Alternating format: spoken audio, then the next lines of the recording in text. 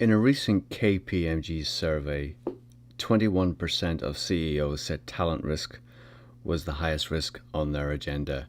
Today, we're going to talk about what those organizations and what leadership can do to engage and retain employees during COVID. We're also going to talk about employee experience-based working, not ABW, experience-based working. This is something that I hadn't heard of before, so interested to dig into this, hear your thoughts on what your views are of experience-based working. And culture obviously has been a big topic during COVID. And what we're going to look at is how culture has changed through COVID and what needs to change within organizations for that adoption. And then finally, we're going to talk about AI chatbots and how Adobe is using AI chatbots to support its 22,000 remote workers. So stick around, and this is what we're going to cover today. Good morning and welcome to OSW Daily. This is my second morning by myself. It's weird, but I want to appreciate those who reached out yesterday, said hello, give the words of I don't know what it is. Support, I guess, is probably the best way to describe it. But if this is your first time coming across the channel, please do hit that subscribe button, hit that notification bell, hit that like button, hit that, leave comments, do participate. This is brought to you by myself, Stephen Todd. I am the founder of Open Source Workplace. I'm also global head of Workplace at NASDAQ. So what is Open Source Workplace? Well, it's a community for knowledge sharing all around work, workplace experience, and employee experience. Workplace productivity as well. So we're trying to cover everything. We're trying to bring you information that is beneficial and helpful in a collaborative way. Everything is published for free, and so please do go over to the website opensourceworkplace.com and check it out. And if you are returning, thank you for coming back. Hopefully you find this useful. And if you want to hear more and get things in advance, there is a link below for a newsletter which is published each morning, which provides insights all about the what's been published in Open Source Workplace, but also what we're going to talk about today. And we also then use that forum to provide incentives, discounts within the industry, and also give you updates on exciting things that are happening with Open Source Workplace. And there is something that's going to be a launch next week, so please do sign up for that so you're the first to hear. So let's go, let's dig in, and please do feel free to comment. And I want this to be an interactive thing rather than a monologue from myself, because that's boring. It's boring enough for me having to go through all this, but it's, in essence, I'd love to hear some feedback. I'd love to hear some conversation and some of your thoughts and insights. And as we go through this, there are some really interesting things that I think we need to think about that go beyond just what we're going to talk about today. And that's sort of what I want to do. And I don't want to sort of say too much about next week, but that's kind of what I want to do, is how do we take this conversation from the YouTube channel, from Facebook, onto another platform that allows us to communicate and share ideas and thoughts. So the first thing we're talking about, sort of as I alluded to in my introduction, right? KPMG did a survey pre-COVID. CEOs stated that only 1% had talent risk as the highest risk on their agenda. Today, it's now 21%. So what's actually causing that? And obviously, there are two factors, and this is, I just want to give credit to Dan Schauble. If you're not a subscriber of his weekly newsletter, please do so. There's a link in the description below. He publishes it on LinkedIn, and we talk about his content quite a bit here on the channel. So please do go over and support Dan. And hopefully one day we'll get Dan on and we can sort of run through some things with him based on a lot of the content that we've spoke about on the channel. So Dan identified sort of two key things that were driving this increase and what the real risks were. And the two things are looking at, organizations in this environment don't have to be concerned with relocating. Employees don't have to be concerned with relocating. So therefore, the actual market that recruitment can take place is there now for global, rather than being the geography which your footprint is. Actually, it's global. So therefore, there is risk that one, your employees may be attracted to work for other organizations that perhaps they weren't interested or could work for before, but also then you can attract. And what does that mean? And so that's really what is one of the key concerns that's mentioned there. And the second one was workers' expectations have shifted. So I think for most people, if we evaluated what we thought workplace would look like pre-COVID to what we think it looks like today, it is so different. Perspectives have shifted, leadership's perspective has shifted, employees' perspectives have shifted, and that's what Dan is noting is that noted here. And the key things that he's looking at is like employees have this, or they want to prioritize their safety, flexibility, transparency, and technology. And with that, okay, so then how do organizations then approach that in helping to engage and retain staff? And that's sort of what we're going to run through here. A couple of things that I do want to note, Dan does go through in detail on the cost of replacing staff, and he mentions some of the research he's previously done. So do take a look at that, and he goes into detail how to do that. He also mentions why creating a healthy and supportive work culture is key to retention. I didn't really touch on that just in this article because we have an article coming up in a little bit that I think really does touch on that. So how do you engage and retain your employees during COVID? And Dan's listed out a number of things here. I'm not going to go through each of them individually, but obviously there's a slide on the screen that you can look at. But what if we sort of were to group a lot of these topics? I would sort of group one as interaction, personnel, right? At empathy, interaction with team members, interaction with leaders and subordinates, and vice versa. The check-ins, as I mentioned, the empathy, the ongoing conversations, the recognition, activities, communication, transparency. I think we can sort of look at that as all under one bucket, and I think most people would attest and to say that conversations with between manager and subordinate has somewhat shifted in a sense of, yes, that conversation obviously includes work, it includes what work needs to be done, but a lot of it is focused on, well, what is the mental state? How is the health? How is the environment of the employee? How are they doing?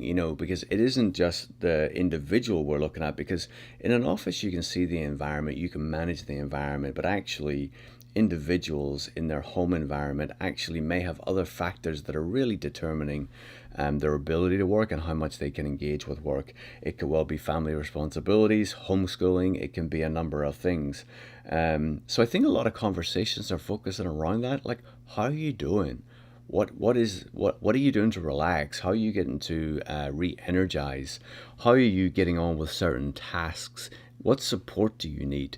What technology can help you right now? How can we eliminate things that we don't need to be doing? And I think there's a lot of conversations around that. And with that comes flexibility. And that's something else that Dan noted, right? The parent homeschooling during a period of afternoon. I think we all recognize that, our hours have shifted somewhat. I think organizations are open to people working longer days, but taking breaks in the middle. And I think that's really, really important. And technology that we touched on, right? I don't know about you, but I'm a creature of habit, and there's ways that I like to work, and there are things that new technologies that come along. And sometimes I think it adds complexity. While many technologies can can streamline things, whenever you're set to do a certain thing, and then some part of the team are using one software and another team is filing and managing files differently, it becomes really challenging to go, okay, so I had this conversation. I know I had a conversation about this subject. Where is it? Default was always email, but now actually you have to look at email, you're looking at Teams, you're looking at Slack, you're looking across all these different platforms, and it can be a challenge, and I find that too. So Dan's actually encouraging people to get back to phone calls and video conferencing, because I think that way people can sort of see each other, can interact with each other, and engage with each other, which I think personally for me anyway is quite an important thing. And he touches on recognition, and we touched on yesterday's show about recognition and accountability. So please, if you haven't listened to that, please do go back and listen to it. It's quite important. And the other one he mentions was invest in their learning and development. And this one, I don't have an issue with it. I guess where I come from when I see invest in their learning and development. I don't know about you, but sometimes there's the perception that learning and development provided by employers isn't as good as anything we can get from the outside world. Whether that's right, whether that's wrong, that's probably a perceived incorrect value. But in essence, what Dan's trying to stress here is, encourage people to learn, encourage them to join forums, join parts of groups, go attend conferences, listen to people, join webinars, and do that. And I think we all know we need to be self-starters when it comes to our own learning and development. But in essence, this is where organizations can help shift. So these are the key factors that Dan's noted as what organizations can do to engage and retain employees, especially in an environment where there are probably a lot more opportunities available to good talent and highly skilled professionals. And he does finish with this, and I just want to leave this article with this particular note. The move we solve for human needs, the more we solve for human needs, the more we can create a highly engaged, healthy, and effective workplace. And when workers are happy and productive, retention no longer becomes an issue. When workers are happy and productive, retention no longer becomes an issue. If I would add one word to what he's just said there, right? It's if workers feel, well, I guess they're happy whenever they feel they're contributing, right? So how can workers feel that they're contributing? And that then becomes retention is no longer an issue. So it's a great article. As I mentioned, please do go check out Dan. Go over to just check the link below. He publishes weekly on LinkedIn, so do check that out. Now, the next one I wanted to talk about was kind of interesting to me because it came across, and you see a title, and you're going, "Is this clickbait or what is this?" And the title was "COVID has taken us from ABW to experience-based working." I've never heard of experience-based working, so I was intrigued, so I clicked. And it was a really interesting perspective. Am I wiser as to what experience-based working is? No, not really. But what I do like about the article is it captures some nuggets of the future of work, how we need to think about the workplace, how we need to think about workplace design in the future. But I still have questions about experience-based working. But here's some of the highlights that I've pulled up and sort of captured from it. So if we were to sort of take it at the very base value, right? So 80 to 90% of employees want to work from home at least one day per week. I think that's a valid position to take. I think most people recognize that most employees want a hybrid work where they have the flexibility to work from home and go into the office as and when needed. So in other words, if the office is the best place to perform a task or interact with people, then that's where they go. And so whenever we look at this, what activity-based working is and how this article is defined activity-based working, I read it and I didn't really agree with it. And I reached out to a few people that I respect who are experts in activity-based working, and I said, do you think that this is a good reflection of what activity-based working is? And for those who don't know, activity-based working it's a strategy. It's a strategy around how people work and providing an environment to allow them to do the work for whatever task they are performing at any given time. Now, activity-based working doesn't have to be office-based. It's not office-based. So I wouldn't necessarily agree with the first thing that's noted or the second thing that's noted on the right table. And it says that you have to be in an office every day, and I don't think that's right either. I think anybody can do an activity based anywhere. And again, think of this as a strategy. It isn't a workplace design principle. It is a workplace strategy, how an organization and culture is going to be evolve in how they work, how employees work, how organizations work, how they function. So I think this is trying to take the principles of activity-based working and apply it to a design concept, which I don't necessarily think is right. And if I go through the experience-based working, I would actually attribute most of these components to activity-based working, and activity-based working taking the design element. So Perhaps what Unispace are trying to do in this article is evolve activity-based work and to actually take the principles of it and actually create a design concept and call it something.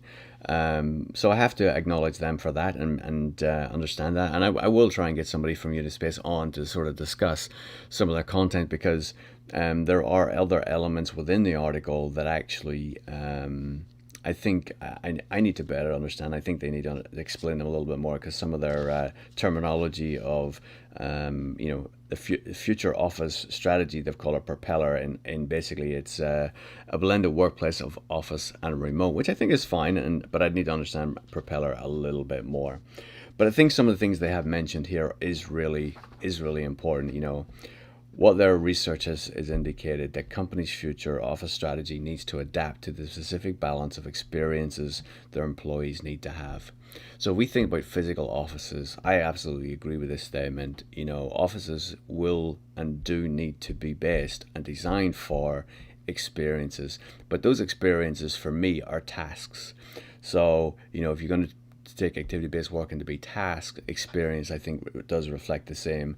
And they give some examples of what those experiences could be. And again, the experiences are very much design elements, not workplace strategy elements. And I think that's really important to understand the differences between activity-based working and what Unispace are sort of classifying activity-based working as, and experience-based working. So I think they're trying to take one and become a design element. So that's interesting. And again, so why would I share if I don't totally agree with something? Because I think sometimes in this industry we have to accept that there are principles and there are models being evolved and shared that actually may not be 100% accurate, but within it there are always going to be elements that actually can elevate and sort of progress the mind. And I think that's what this article does for me. And I think it's important that we do have open conversations around this. And I think whenever there is something that is a little bit, I don't want to say controversial, but in essence, if people do think something's wrong, then that stimulates conversation. Conversations being stimulated affects change, and that I like. So I do acknowledge Unispace for doing that, and that's one of the reasons why I wanted to share. So thank you for sharing that, Unispace. The next thing I want to talk about is culture. And culture is a topic that's been discussed a lot, obviously over many years, but especially during COVID. And this article is written by a doctor, Dr. Thomas, and I could try to pronounce his surname, but I think I just butcher it, so I'm going to give that a miss. But his opening statement is: the pandemic has amplified the gap between more and less adaptive workplaces. And so what does he mean by that? Sort of, if we think about, how easy was it for an organization to transition from an in-office environment to at-home environment? How were they able to work, function, collaborate, innovate, and then progress? If you think about that, there are many organizations that have been able to do it on a spin of a dime, and there are organizations that have struggled. And that's what this article is going on. Is really discussing, and there are three elements that Dr. Thomas really goes on about. The crisis amplified the gap between more and less adaptive cultures. So in other words, if there's a culture for innovation, a culture for change, a culture for speed of response, those organizations did well. And if you think about it, those organizations, they're flexible, they're agile, they're inclusive, they're entrepreneurial, right? They're data driven. They're very much that type of organization, and those are the organizations that would have benefited.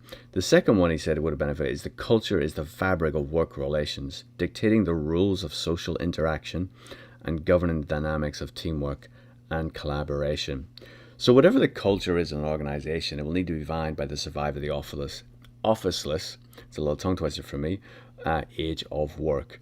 So in other words, whatever the fabric was pre-COVID, that has probably evolved and changed because the environment changes how the culture is. But actually, however we evolve it, we need to accept that there actually will be a period of time where the office may not exist, or for some it may not exist again. But as we move through a hybrid and get to a hybrid solution, that culture is going to shift. Culture is always going to shift, but still in the fabric. If you think about your organization, if you think about how things get done, how people communicate, whether we're in the office, whether we're fully remote, or whether we're going to be in some state in the future, those things typically don't change. The way things are presented, the way things are discussed, the aggressiveness, the innovation, the whatever you want to define it, those things don't change. But I think we have to become organizations, and organizations have to develop their culture so that they can actually take advantage of these things. But it's also within the fabric, and it's also within the fabric of the individual offices and the people who are within those organizations. And the third element that he talked about is culture is shaped by the leadership, and the crisis are opportunities to lead. And it's the second element I want to talk about this. If we think about, that last sentence, crisis is our opportunity to lead. I think most organizations, I think most employees would acknowledge that their organizations have been fantastic in their response to COVID. The culture, the empathy, the communication levels that have happened during this time have been unprecedented. And I think that will continue as we evolve. But also, with crisis leads to opportunity. So if there are organizations or cultures that are developed that actually do become innovative, are agile, then those are the organizations that will continue to have success, as change will inevitably come as we move to whatever the next state is. So that is it's a really interesting. So I do encourage you to go and sort of read that. And the last article I want to talk about is chatbots. And I do, if you haven't read this book, I do encourage you to take a read of this book. The Future is Faster Than You Think. It's written by Peter Diamandis and Steve Kohler. They also wrote The Abundance and Bold. And whenever you read books like this, think about your action. What I do, I read it and I think about, okay, what is my role? How is this role going to shift? How is my organization going to shift? And how then can I learn more to actually provide more value to the organization? So when I saw this article, I smiled because, in Bold, they talked about this probably, I don't know when that was written, 2016, 2017. They've been talking about how these AI bots are going to really evolve and help organizations streamline a number of things. And in this article, Cynthia Stobart, who's a senior vice president and CIO at Adobe, mentions and discusses and outlines the reasons and how AI chatbots are being used to support 22,000 remote workers. It's fascinating. Do go read it. And it's basically the bot reads and understands all the communications through Slack. And then the bot then starts to respond to people. And what they've been able to do is validate the accuracy with how the bot responds. So the bot's responding at 97% accuracy. It's providing people directions on where to go, how to do things, find information quickly. And if you think about how communication is having to move, and if you think about your facility and how maybe a facility or an office actually principles, guidelines, and how people have to operate within there are constantly evolving as we move through this crisis, then the ability to have a bot that actually can continually and in real time provide updated information, that's really good for the users and obviously for the organizations. So the key things that they've been able to identify and win with this: 38% of email tickets are now automatically routed to the correct support queue within 6 minutes. So that's a remarkable thing, because it's funny, I was having a conversation yesterday about some of the tickets that come through, and whenever teams are rotating in offices, at times you may have a facility manager in the office, or you might have a CIT support person in the office, but so there's times when you don't have both, so the tickets have been routed to either one, and then this obviously is where we're getting a nice pick up on that. The average time to dispatch and write email tickets has gone from 10 hours to less than 20 minutes, and call volumes of internal support has dropped 35%. So these are very real ways that AI chatbots are actually supporting businesses. So please do go check it out. I think it's a really interesting article. Do check out the book. I think it's fascinating. It allows the brain to sort of see a little bit of the future and what our roles are going to be going into the future. So look, I appreciate you spending your time if you did. I am encouraged by people who do listen and do follow up. So please do let me know what your thoughts. Please let me know if there's anything specific you want to talk about. I have reached out to people, and I do have to hope to have guests, because this is a lot better for me and more exciting to me to hear other people's opinions on some of these things rather than just hearing my own. But I wanted to provide something, some content and some context as OSW continues. So please, thank you, like, subscribe, and I look forward to catching up again tomorrow. Take care, and thank you again. Thanks.